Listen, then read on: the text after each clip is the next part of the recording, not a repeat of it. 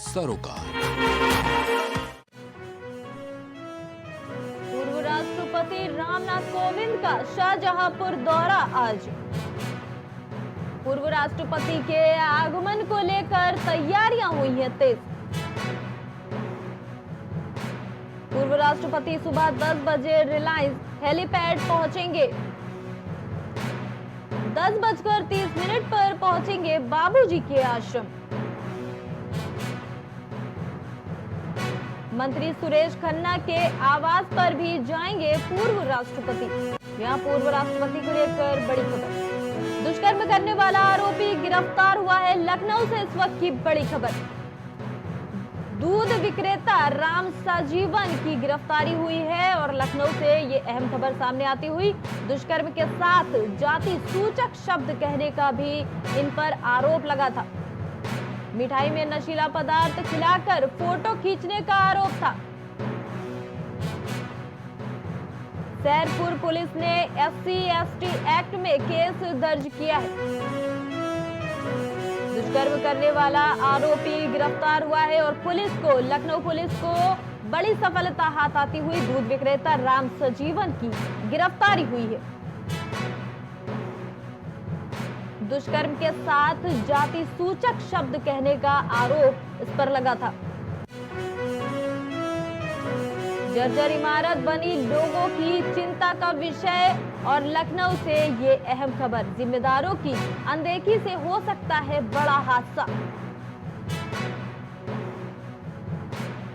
जर्जर इमारतों को चिन्हित करने के लिए निर्देश दिए गए हैं प्रशासन की ओर से। उसी को लेकर जोन 5 के खुर्रम नगर में एक जर्जर इमारत लोगों की चिंता का विषय बन गई है। बता दें, मानकों के विपरीत मुख्य मार्ग पर बनी है 6 मंजिला इमारत। स्थानीय निवासियों ने कार्रवाई की मांग की है। और खबर पर अधिक जानकारी के साथ संवाददाता कलीम हमारे साथ जुड़ चुके हैं। कलीम, देखिए, एक इमारत जो कि लोगों की चिंता का विषय बन गई है, उस पर क्या कहना चाहेंगे? जर्जर इमारत को चिन्हित करने के निर्देश दिए गए हैं, इस पर अभी तक के क्या अपडेट्स हैं? देखिए जेबा जी, जिस तरीके से बात की जाए जर्जर इमारतों को लेकर के साफ तौर से शासन और प्रशासन दोनों के तरफ से निर्देश दिए गए थे कि उसको दुरुस्त किया जाए और उनको चिन्हित भी किया जाए।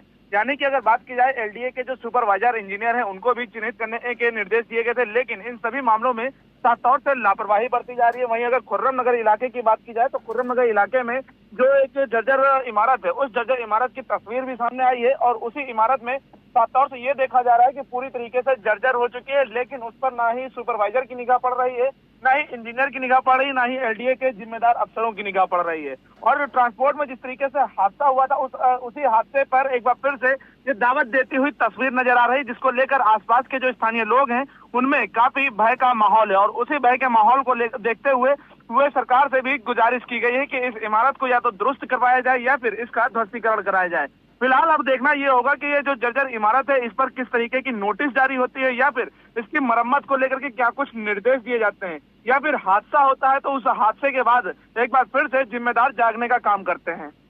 जाहिर तौर पर देखिए, LDA के अधिकारियों की भी बड़ी लापरवाही देखी जा सकती है यहाँ पर, क्योंकि जिस तरह से आपने बताया कि लोग इसके लिए अपील कर चुके हैं लेकिन सुनवाई नहीं हो रही, तो कह सकते हैं हम कि हादसे का इंतजार किया जा रहा है, क्योंकि जिस तरह से जर्जर मकान गिरने की खबरें हाल ही में बहुत ज्यादा आई हैं।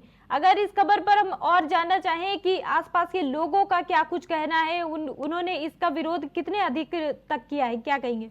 देखिए जेबा जी, जिस तरीके से बात की जाए जर्जर इमारतें हो या फिर जर्जर बिल्डिंग हो या फिर जर्जर मकान हो, और बरसात के दौरान जिस तरीके से हादसे हो रहे हैं और बरसात का मौसम भी चल रहा है, तो उस मौसम को देखते हुए साफ तौर से वहाँ के लोगों में जो भय का माहौल है, उसी भय के बीच जो बात की जाए LDA के अफसरों से भी शिकायत की गई है कि इस बिल्डिंग के जिस तरीके जर्जर हालत है और इसकी जो अगर पिलरों की बात की जाए जहाँ से इसके गिरने की आशंकाएं होती हैं, तो इसको दुरुस्त कराने के को लेकर के अपील की गई थी, लेकिन अभी तक LDA का कोई भी जिम्मेदार अधिकारी या कर्मचारी वहां तक नहीं पहुंचा है, जिसको लेकर के जो बिल्डिंग मालिक है उसको हिदायत दी जाए और इसके इसका सौंदर्यीकरण की बात की जाए या फिर इसको निर्माण की अगर बात की जाए तो उसको मरम्मत कराने की बात की जाए, ये सभी कामों को लेकर के किसी तरह का कोई भी वहां पे नोटिस छपा नहीं हुआ है। तो ये जाहिर सी बात कह सकते हैं कि वहां पर जो अधिकारी हैं उनके कानों में जूं नहीं रेंग रहा है। जब हादसा होता है तो हादसे के बाद एक दूसरे के ऊपर आरोप प्रत्यारोप लगाते हुए नजर आते हैं। फिलहाल देखना ये होगा कि ये जो बिल्डिंग की तस्वीरें सामने आ रही हैं, इन बिल्डिंगों पर आखिर कब तक ये जो एलडीए प्रशासन है वो इसमें कार्रवाई करता है या फिर इसमें सख्ती बरतता है। जी कलीम, धन्यवाद आपका खबर पर अपडेट्स के लिए। लखनऊ विश्वविद्यालय के हॉस्टल में फिर हुई है रैगिंग और रैगिंग की खबर सामने आते हुए एलयू से आपको बता दें, हॉस्टल में नहीं थम रहा है रैगिंग का सिलसिला। और इस वक्त की बड़ी खबर लखनऊ यूनिवर्सिटी से आती हुई, पूरी रात आधे कपड़ों में छत पर खड़ा रखते हैं सीनियर, इनकार करने पर मारपीट अभद्रता करते हैं सीनियर। हॉस्टल में जूनियर्स के साथ में रैगिंग का मामला सामने आया है लखनऊ यूनिवर्सिटी से। आपको बता दें, रैगिंग के चलते पीड़ित छात्र ने छात्रावास को भी छोड़ दिया है और बड़ा आरोप लगाता हुआ नजर आया है। उसका कहना है कि रैगिंग करने वाले तीसरे और 5वें सेमेस्टर के छात्र हैं। लखनऊ विश्वविद्यालय के नवीन परिसर हॉस्टल का ये मामला। और खबर पर अधिक जानकारी के साथ संवाददाता कलीम एक बार फिर से हमारे साथ जुड़ चुके हैं। कलीम, देखिए लखनऊ विश्वविद्यालय में ये जो रैगिंग का मामला है, आखिर ये थम क्यों नहीं रहा है? क्योंकि इससे पहले भी कई बार ऐसे मामले सामने आए। देखिए जेबा जी, जिस तरीके से बात की जाए लखनऊ विश्वविद्यालय में इस तरीके के रैगिंग के जो मामले सामने आते हैं उस पर अंकुश लगाने की बात तो कुलपति कहते हैं और लगातार ये भी दावा करते हैं कि अब यूनिवर्सिटी के अंदर किसी तरह का कोई भी रैगिंग का मामला नहीं है। लेकिन अगर बात की जाए हाल ही के दिनों का लखनऊ विश्वविद्यालय का जो जानकीपुरम स्थित जो न्यू कैंपस है, वहां पर जो रैगिंग का मामला सामने आया है, वहां पर जो हॉस्टल में जो छात्र रहते हैं उन्होंने हॉस्टल छोड़ने का जो फैसला किया, घर गए हैं, वहां से वापसी नहीं कर रहे हैं। और जब वापसी नहीं कर रहे तो उसके बाद जो परिजनों को बताया गया तो परिजनों ने इस मामले की जानकारी जानकीपुरम थाने में भी दी है। फिलहाल जिस तरीके से जो आरोप लगे हैं उन आरोपों के आधार पर जो बात की जाए, स्कूल प्रशासन वो इसमें जांच करने का दावा कर रहा है। लेकिन अगर बात की जाए जो सेमेस्टर की बात की जाए, एक छात्र ने जो कि इसमें ये बताया है कि जब सीनियर जो छात्र है वहां पर वो उससे रैगिंग करते हैं और रैगिंग के दौरान उससे साफ तौर से कहा जाता है कि दिन में जो सर है उसको झुका करके चला जाए, रात को उनसे डांस और नग्न अवस्था में रखा जाता है और रात भर बिना कपड़ों के छत पर खड़ा किया जाता है। इन सभी मामलों से आहत होकर कई छात्रों ने हॉस्टल भी छोड़ने का फैसला किया, जिसके बाद ये मामला उजागर हुआ है। लेकिन देखिए कलीम, एक बड़ा सवाल यहाँ पर यह भी बनता है कि जिस तरह से पीड़ित छात्रों ने हॉस्टल छोड़ने का फैसला लिया और घर चले गए, अगर हम आपसे जानना चाहें कि उन्हें पहले क्या कुछ जो अगर कॉलेज की हम बात करें तो कॉलेज प्रशासन को पहले इस बात की सूचना दी या नहीं, और उन्होंने अगर दी है तो उन्होंने कोई सख्त कदम पहले क्यों नहीं उठाए? देखिए फिलहाल जिस तरीके से रैगिंग की बात की जाए तो स्कूल को कुछ शिकायतें की जाती हैं, लेकिन अगर न्यू कैंपस की बात की जाए तो लखनऊ विश्वविद्यालय का वहां पर लगातार ऐसी शिकायतें भी आती हैं। रात को पुलिस को भी वहां पर पहुंचना पड़ता है। जैसा कि अगर आपको पिछले साल की तस्वीरों की बात की जाए तो वहां पर इस तरीके की जो तस्वीरें आई थी, तस्वीरों के बाद वहां पर जो हुड़दंग देखा गया था, लाठी डंडे चले थे, जिसके बाद वहां पर पीएसी बल को भी लगाया गया था। लेकिन किसी तरह का इसमें अगर सख्ती की बात की जाए स्कूल प्रशासन की तरफ से तो किसी तरह की कोई भी सख्ती खास नहीं देखी जा रही है, जिसका खामियाजा अब जो नए छात्र हैं, जो प्रवेशी छात्र हैं जो कि वहां पर एडमिशन ले रहे हैं, उनके साथ जो रैगिंग के मामले सामने आ रहे हैं और उसी रैगिंग के चलते जो छात्र हैं वो अब हॉस्टल से बाहर जाने का फैसला ले रहे हैं और बाहर कमरा लेकर के पढ़ाई करने का भी जो बात की जाए उस पर कहीं ना कहीं आमादा हो चुके हैं। जी तो बिल्कुल सही कहा कलीम आपने कि ये संदेश जो नए छात्र हैं उन पर भी गलत संदेश जाता है कि रैगिंग अभी भी ऐसे बड़े बड़े संस्थानों में चल रही है और इसको कहीं ना कहीं इसके लिए सख्त कानून बनाने की जरूरत वाकई में है। बहरहाल मोहम्मद कलीम, आपका बहुत धन्यवाद खबर पर जुड़ने के लिए। पूर्व मंत्री गायत्री प्रसाद प्रजापति पर हाईकोर्ट में सुनवाई। लखनऊ से इस वक्त की बड़ी खबर, पूर्व मंत्री की जमानत याचिका पर आ जाएगा फैसला। हाईकोर्ट की लखनऊ बेंच सुनाएगी फैसला। हाईकोर्ट ने याचिका पर 10 सितंबर को सुरक्षित रखा था फैसला। पूर्व मंत्री गायत्री प्रसाद प्रजापति पर हाईकोर्ट में सुनवाई। गौशाला में गौवंश की मौत हुई है और संभल से ये खबर सामने आई है, जहां पर पशु को नोच कर खाते नजर आए हैं कुत्ते। वीडियो सोशल मीडिया पर वायरल हो रहा है, जहां पर पशु के मरने के बाद कुत्ते उसे नोच नोच कर खाते नजर आए हैं। संभल के थाना कुड़ फतेहगढ़ क्षेत्र का ये मामला। गौशाला में गौवंश की आखिर मौत कैसे हुई, ये बड़ा सवाल सभी के सामने। और उसके बाद पशु को नोच नोच कर कुत्ते खा रहे हैं, वीडियो बनाया गया और अब ये वीडियो वायरल हो रहा है। वीडियो सोशल मीडिया पर बता दें कि आजकल वायरल खूब हो रहा है। देखना ये होगा कि आखिर पशु की कैसे मौत हुई। बता दें संभल के थाना कुड़ फतेहगढ़ क्षेत्र का ये मामला बताया जा रहा है। खबर पर अधिक जानकारी के साथ संवाददाता मुबारक अली हमारे साथ जुड़ चुके हैं फोन लाइन पर। मुबारक, देखिए गौशाला में ऐसे जो पशु की मौत हुई है उसके बाद कुत्ते उसे नोच नोच कर खा रहे, आखिर ये मौत कैसे हुई?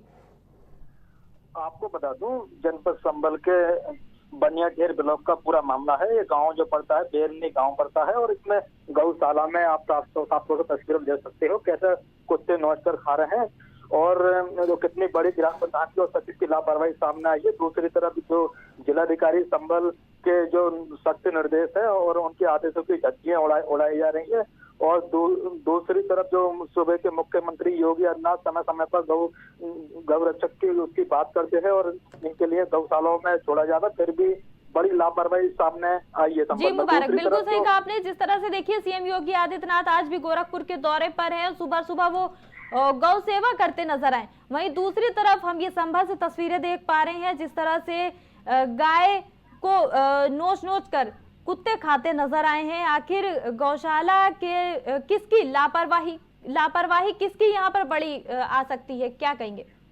इसमें बड़ी लापरवाही ग्राम प्रधान की और सचिव की बड़ी लापरवाही है। दूसरी तरफ ये अपनी जेब में भरने में लगे पड़े हैं ये ग्राम प्रधान और सचिव। दूसरी तरफ जो फर्जी तरीके से भी ये पैसा निकाल लेते हैं गौशाला के नाम पर, फिर भी इनकी गायों की कोई वो न होती देखभाल। और दूसरी सीसीटीवी कैमरे के भी आदेश दे दिए गए हैं जिलाधिकारी ने और फिर भी इनके खिलाफ ऐसी कोई कार्रवाई नहीं होती और ऐसा पहला मामला नहीं है कि संभल जनपद में आए दिन ऐसे वीडियो वायरल होते रहते हैं। दूसरा मामला ग्राम पंचायत सैजने का है और ब्लॉग इसका पमासा पड़ता है और उसमें 700 तस्वीरों में एक हमारे कैमरे में कैद हुई है उसकी तस्वीरें और गाय वहाँ पे गौशाला भी मौजूद है और फिर भी बाहर गायें घूम रही है और उसमें एक गाय मरी भी पड़ी है। इनके खिलाफ कोई अधिकारियों के खिलाफ कोई कार्रवाई नहीं होती, ना कोई डॉक्टर मौके पर पहुंचते हैं, ना कोई। और आए दिन ऐसी मौतें आए दिन हो रही है संभल जिले में। जी मुबारक, धन्यवाद आपका खबर पर जुड़ने के लिए। डीएम के आदेशों की धज्जियां उड़ाई जा रही हैं संभल में। जी हां, संभल से इस वक्त की अहम खबर आपको बता दें, ग्राम पंचायत मिल्क सैजना में मृत मिला है गौवंश। जिलाधिकारी ने हर ग्राम पंचायत को दिए थे निर्देश, छुट्टा आवारा पशुओं को गौशाला में भेजा जाए, ये निर्देश थे, फिर भी ये बड़ी लापरवाही देखी जाती है। डीएम के आदेशों की धज्जियां उड़ाई जा रही हैं संभल में। ग्राम पंचायत मिल्क सैजना में मृत मिला है गौवंश। जिलाधिकारी ने हर ग्राम पंचायत को दिए थे इसके निर्देश। कुछ भाव पुष्प। आप देख रहे हैं प्राइम टीवी, सच साहस सरोकार। अर्थ राइज होम प्राइवेट लिमिटेड ला रहे हैं urban rise gated society, 40 feet road, park, school के साथ और भी बहुत कुछ। पता नियम Ram Swaroop university, Dev public school, Lucknow. Luxury plot मात्र 699 में। 25% राशि के भुगतान पर कब्जा, 50% राशि के भुगतान पर रजिस्ट्री। प्रथम 25 खरीदारों के लिए एलईडी टीवी बिल्कुल मुफ्त। आज ही संपर्क करें 94536166